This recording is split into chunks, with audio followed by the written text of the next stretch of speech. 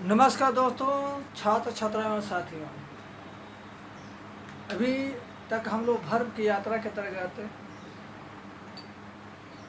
चौथे वीडियो में हम लोग पढ़े थे मोनोटाइटिव भर्व। अब इस पांचवें वीडियो में हम लोग पढ़ेंगे द डाइटाइटिव भर्व। ये भर्व के प्रकार है। इसके ओरिजिन को जानेंगे, डेफिनेशन को जानेंगे, एग्जाम्पल को जानेंगे और व्याकरणाचार्यों, साहित्यकारों और विद्वानों के द्वारा दिए गए एक्सप्लेनेटरी नोट के बारे में जानेंगे क्या कि डाइटाइटिव भर्व है क्या इसका प्रयोग है, कैसे हम लोग बनाते हैं, कैसे बोलते हैं। क्योंकि यदि ज्ञान है तो प्रयोग होना चाहिए ना, सही प्रयोग होना चाहिए। कैसे सही प्रयोग होना चाहिए? जब तक इसकी नॉलेज नहीं होगी, जानकारी नहीं होगी, सिर्फ ज्ञान है तो भी फायदा नहीं है। ज्ञान का मतलब होता है to make our self successful and to make other successful. ज्ञान है but we don't know how to get success through that knowledge and how to make other successful and glorious and glamorous. तो this is a matter to be consider. तो आइए हम शुरू करते हैं the डाइटाइटिव verb.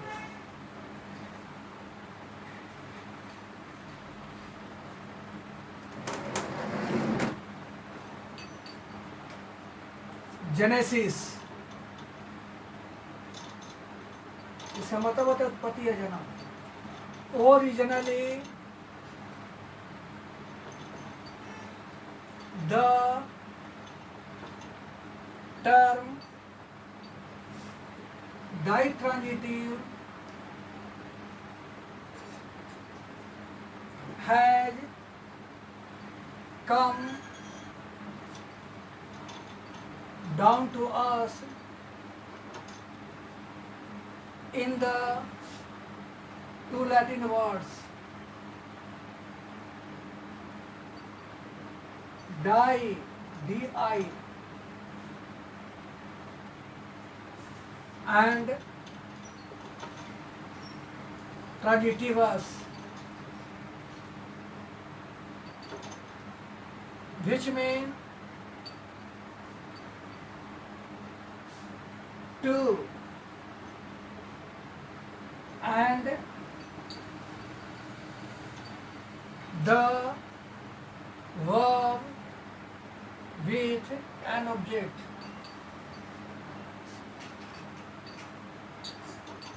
as reflected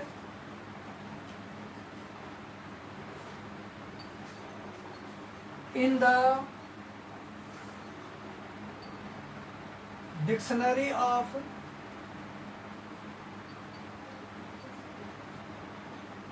Latin English language.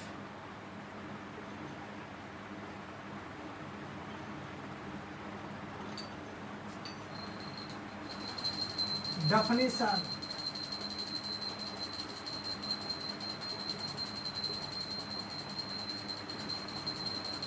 the transitive verb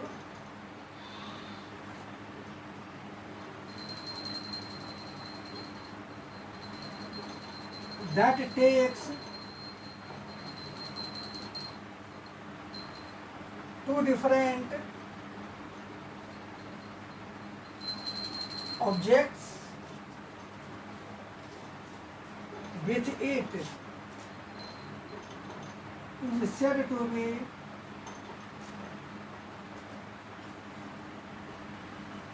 the ditransitive verb.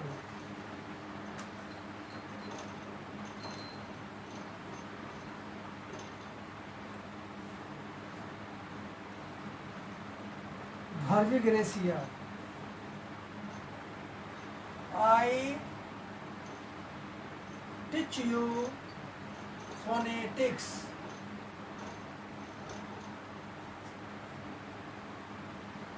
Second sentence है I teach phonology to you. चलिए हम सभी बच्चों को समझा दें।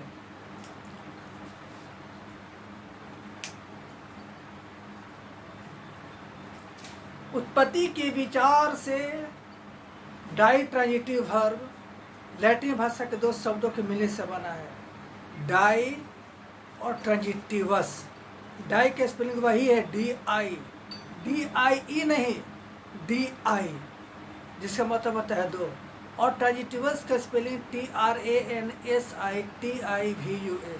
ट्रांजिटिवस, जिसका मतलब ट्रांजिटिव या द वर्ब विथ ऑब्जेक्ट, अर्थात डाई का मतलब दो और ट्रांजिटिव का मतलब the verb with an object, अर्थात जिस सकर्मक क्रिया के साथ दो ऑब्जेक्ट हो,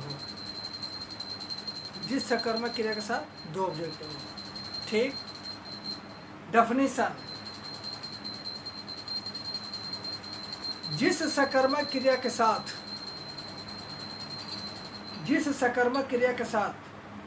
दो अलग अलग ऑब्जेक्ट आए, या जिस सकर्मक क्रिया के साथ दो अलग अलग ऑब्जेक्ट आए, तो उसी सकर्मक क्रिया को डायट्रांजिटिव वर्ब कहते हैं। दूसरे ढंग से कह सकते हैं कि जब किसी सकर्मक क्रिया के साथ दो अलग अलग ऑब्जेक्ट आए, तो उसी ट्रांजिटिव वर्ब को हम डायट्रांजिटिव वर्ब कहते हैं। दो ऑब्जेक्ट आएगा, वही ऑब्जेक्ट आएगा, डायरेक्ट ऑब्जेक्ट और इनडायरेक्ट ऑब्जेक्ट। जैसे आई टीच यू फोनेटिक्स, तीसरा का आई सब्जेक्ट हुआ, और टीच शब्द क्या हुआ, प्रिंसिपल वर्ब हुआ। प्रिंसिपल वर्ब होने के नाते ट्रांजिटिव वर्ब हुआ, ट्रांजिटिव वर्ब को होने के नाते यही ट्रांजिटिव वर्ब मोनोट्रांजिटिव वर्ब हुआ, और यही मोनोट्रांजिटिव वर्ब डायट्रांजिटिव वर्ब हो गया। इसलिए यहाँ पर हो गया क्योंकि यहाँ पर दो ऑब्जेक्ट आया है, यू और फोनेटिक्स। ठीक। तभी हम लोग तुरंत पिछले वीडियो में पढ़े थे कि व्यक्ति सूचक ऑब्जेक्ट को इनडायरेक्ट ऑब्जेक्ट कहते हैं और वस्तु सूचक ऑब्जेक्ट को डायरेक्ट ऑब्जेक्ट कहते हैं। इनडायरेक्ट पहले आया है और डायरेक्ट बाद में आया है, क्योंकि दो ऑब्जेक्ट है। दूसरा का वाक्य में I teach phonology to you, वाक्य का सब्जेक्ट क्या है, आई है, टीच क्या है, वही प्रिंसिपल वर्ब है। प्रिंसिपल वर्ब होने के नाते ट्रांजिटिव वर्ब हुआ, ट्रांजिटिव वर्ब होने के नाते मोनोट्रांजिटिव वर्ब हुआ, मोनोट्रांजिटिव वर्ब होने के नाते ये डायट्रांजिटिव वर्ब हो गया। इसलिए हो गया क्योंकि इसके साथ फिर दो ऑब्जेक्ट वही आया है, डायरेक्ट और इनडायरेक्ट। तो फोनोलॉजी पहले आया, अर्थात डायरेक्ट पहले आया है और इनडायरेक्ट यू बाद में आया है। ठीक। लेकिन पहला वाक्य में कोई प्रिपरेशन नहीं है, दूसरा का वाक्य में टू कहाँ से आ गया, जो कि प्रिपरेशन हुआ। अब यही समझना है।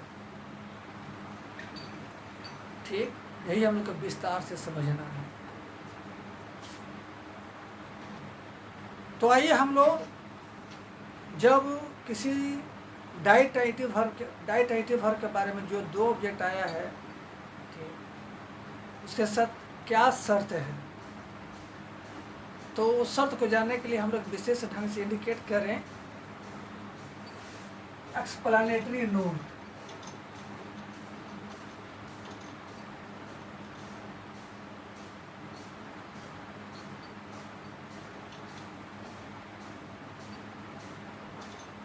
इस एक्सप्लेनेटरी नोट में हम लोग इस बात का जिक्र करेंगे कि जो डायरेक्ट और इनडायरेक्ट ऑब्जेक्ट एक साथ आता है ट्रांजिटिव वर्ब के साथ, तो डायट्रांजिटिव वर्ब कहलाता है। देखिए क्या कारण है कि इनडायरेक्ट पहले आए, डायरेक्ट बाद में आए, और डायरेक्ट पहले आए और इनडायरेक्ट बाद में आए, तो कुछ ना कुछ परिवर्तन हुआ। आखिर क्या हुआ, परिवर्तन अगर हो रहा है तो कुछ शब्द आ रहा है या नहीं आ रहा है, इसके बारे में जानकारी लेंगे। The grammatical rule about the ditransitive verb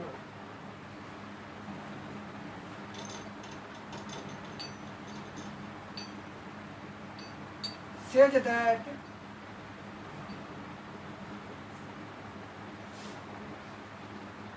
either of the two objects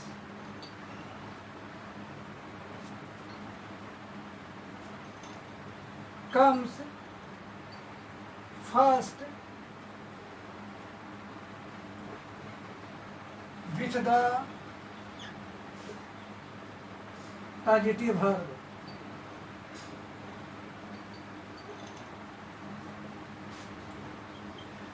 when the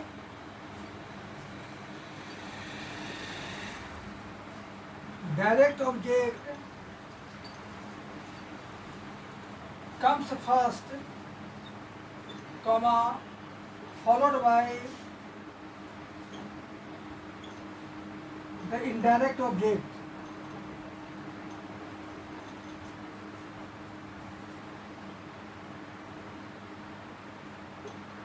The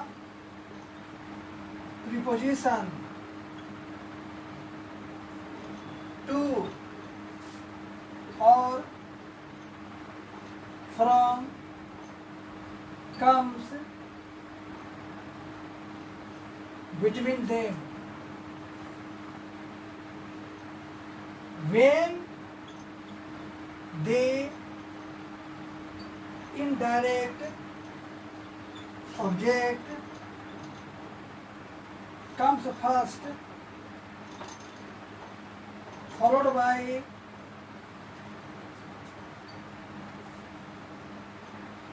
the direct object, no preposition stands. एक बार पढ़ देते हैं ताकि सभी बच्चों का स्पष्ट समझ में आ सके. The grammatical rule about the dative verb says that either of the two objects comes first with the dative verb. When the direct object comes first followed by the indirect object, the preposition to or from comes between them. When the indirect object comes first followed by the direct object, no preposition stands. अब इस चीज को हम लोग अच्छा से समझना है. चलिए यहाँ देखा जाए.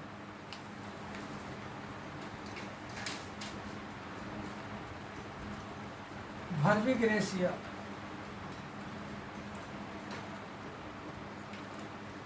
I teach you phonetics.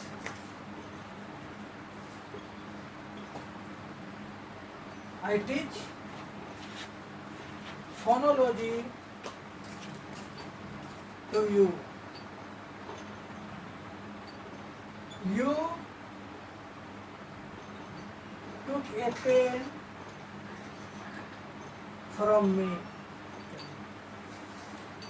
अंग्रेजी व्याकरण में वर्ब के अध्ययन से संबंधित व्याकरणाचार्यों का कहना है डाइटाइटिव वर्ब के प्रयोग के बारे में कि डाइटाइटिव वर्ब के साथ जब दो ऑब्जेक्ट आएगा तो कहलाएगा डाइटाइटिव वर्ब.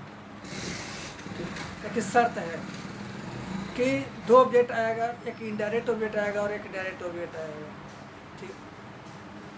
जब सकर्मक क्रिया के बाद इनडायरेक्ट ऑब्जेक्ट पहले आए अर्थात व्यक्ति सूचक ऑब्जेक्ट पहले आए और वस्तु सूचक ऑब्जेक्ट बाद में आए तो दोनों के बीच में कोई विभक्ति अर्थात प्रीपोजिशन का शब्द नहीं होगा. ठीक. गलत माना जाएगा तो कर दिया जाएगा. तो जैसे I teach you to phonetics तो गलत हो जाएगा. लेकिन यदि टाइटिव वर्ब के बाद डायरेक्ट ऑब्जेक्ट अर्थात वस्तु सूचक ऑब्जेक्ट पहले आए और व्यक्ति सूचक ऑब्जेक्ट अर्थात इनडायरेक्ट बाद में आए तो दोनों के बीच में एक प्रीपोजिशन आएगा. और वो जो प्रीपोजिशन आने वाला है जो आएगा वो बहुत सारे प्रीपोजिशन नहीं आ सकते हैं. तो या तो टू होगा या तो फ्रॉम ही होगा. नियम ही है. या तो टू होगा या तो फ्रॉम होगा. टू होगा तो संबंध जोड़ेगा और फ्रॉम होगा तो संबंध विच्छेद करेगा. टू आएगा तो दो वस्तुओं के बीच संबंध जोड़ेगा मतलब वहाँ पर टू का मतलब को हो जाएगा. और फ्रॉम आएगा तो संबंध विच्छेद करेगा और वहाँ पर उसका अर्थ हो जाएगा सी. जैसे आई टीच यू फोनेटिक्स, मैं आपको ध्वनि विज्ञान पढ़ाता हूँ या ध्वनि शास्त्र पढ़ाता हूँ. I teach phonetics to you, बात तो वही हुआ. मैं आपको ध्वनि विज्ञान या ध्वनि शास्त्र पढ़ाता हूँ. You took a pen from me, आप मुझसे